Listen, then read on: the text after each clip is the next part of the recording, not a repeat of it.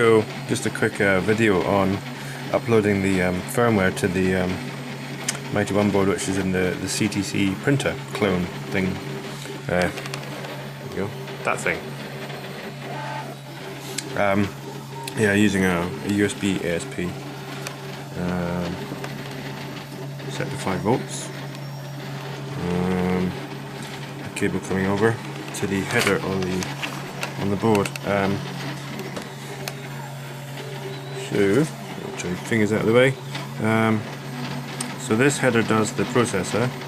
This header does this processor over here, which is the thing that takes the USB signal and then turns it into a UART signal for this processor.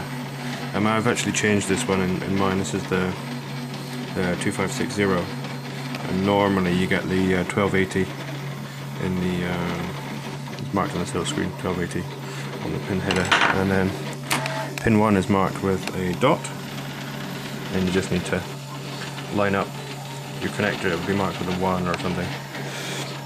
You get pin 1 lined up, whack it on.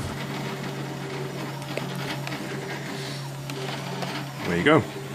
And to upload the firmware, what I've done is just I'm no expert, by the way. This is just how I do it. So I made a folder in the root of C called AVRDude, and it has avrdude.exe, and it also has the hex file, the .hex file that I want to upload to the board.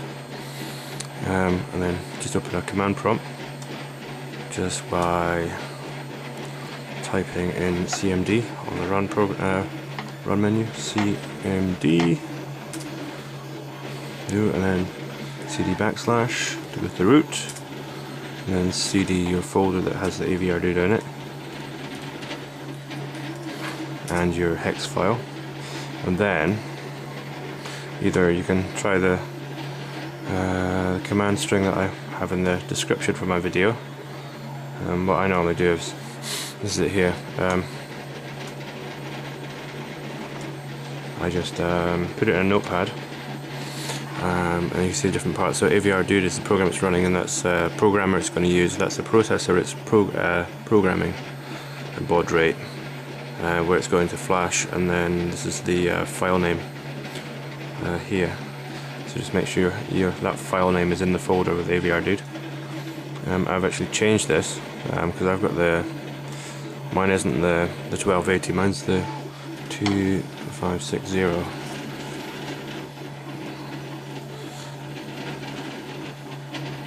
Copy that.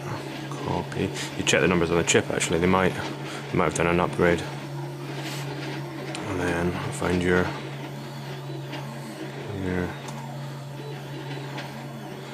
command window. Right click it where you want it to, and then paste.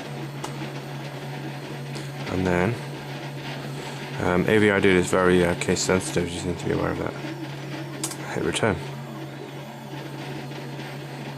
So it checks it, makes sure it's got the right chip, and then writes the flash. It's quite surprising.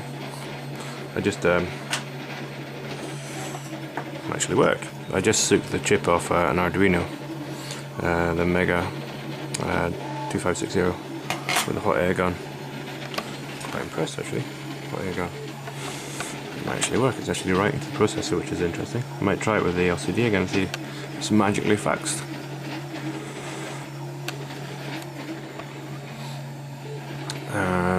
Alright, I'll leave that doing its thing. Come back to it.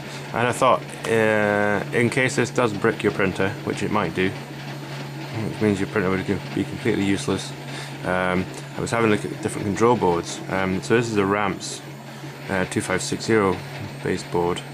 What's it? The MKS base controller Remix board, and it seems to have, if I'd spotted this I might have got this one instead of the little Ramps. Seems to have connectors the same as the CTC printer, for the steppers, for the end stops. Different connection obviously for the LCD. It looks like a connector for the discount LCD. and then it has various N-channel FETs.